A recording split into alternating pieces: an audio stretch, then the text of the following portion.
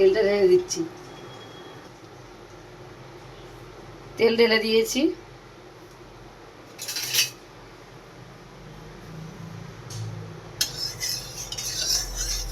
ঢেলে দিলাম, দিয়ে একটু নাড়িয়ে দিলাম।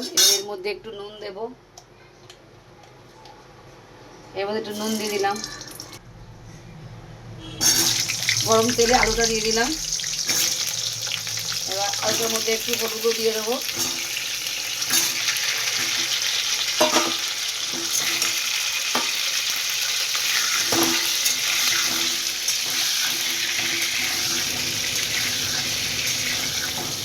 এবার এর মধ্যে একটু হলুদ অ্যাড করে দেবো।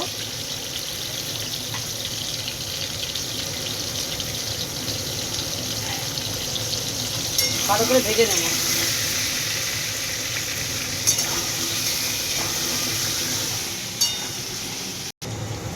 ফাইনালি আলু ভাজাটা হয়ে গেল। আমি আলু ভাজাটা তুলে নিলাম।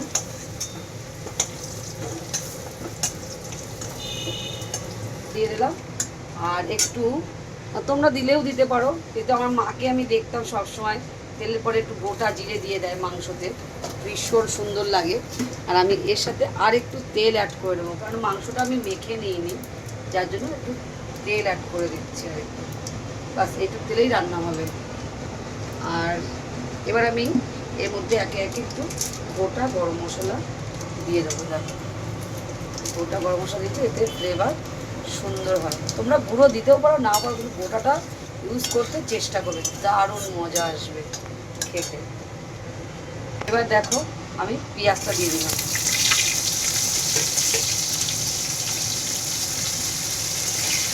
পেঁয়াজটা একটু ভালো করে ভেজে নেব, তারপরে আদা রসুনটা দেবো। দেখো পেঁয়াজটা ভাজা হয়ে এসছে। এবার আমি এর মধ্যে একে একে সব মশলাগুলো অ্যাড করবো। এর মধ্যে কাঁচা লঙ্কা, আদা, রসুন সব বাটা আছে, দিয়ে দিলাম।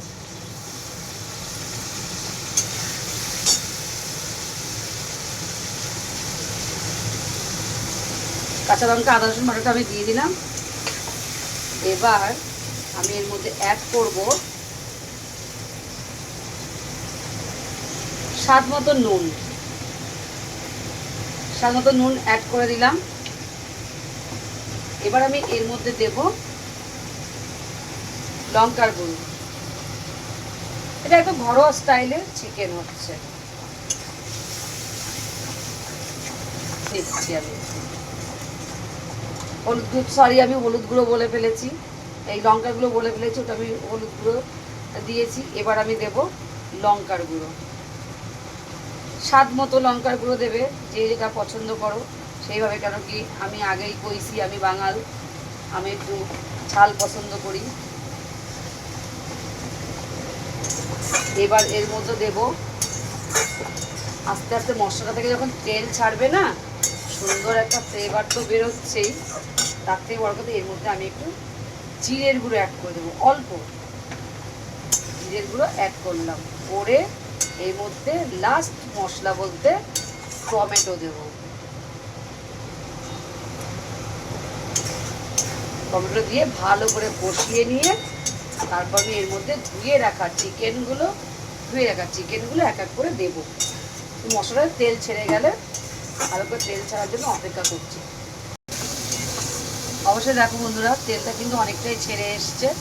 এবার আমি আস্তে আস্তে ধুয়ে রাখা চিকেনের টুকরোগুলো এবার এক এক করে এর মধ্যে আমি অ্যাড করে দেবো।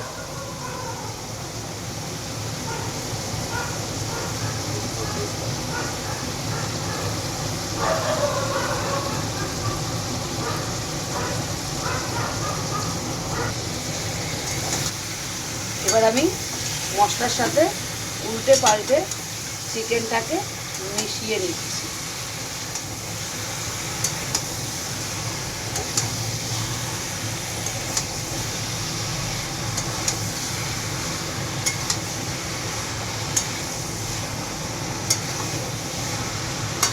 একটু মিশিয়ে নিলাম। মিশিয়ে নিয়ে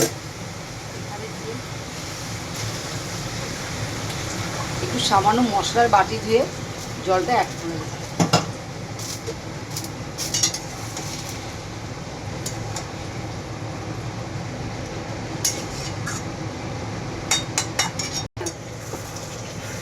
একটু উল্টে পাল্টে নেড়ে দিতে চলে এলাম, কষাটা ঠিকঠাক হচ্ছে কিনা সেটা দেখানোর জন্য।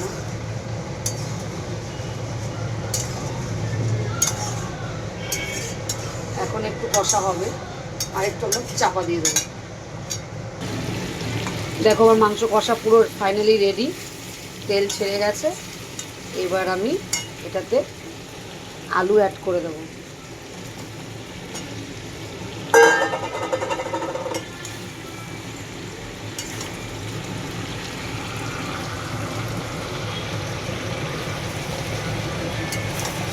আলু অ্যাড করে দিয়ে নেড়ে দিলাম। দেখো অনেক তেল ছেড়ে গেছে। এবার আমি এর মধ্যে গরম জল অ্যাড করব।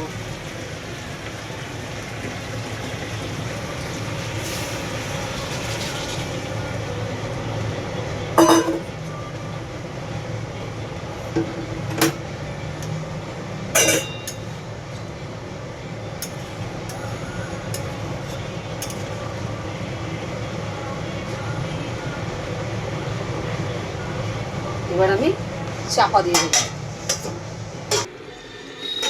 কতটা হয়ে এলো চিকেনটা এবার আমরা দেখে নেব।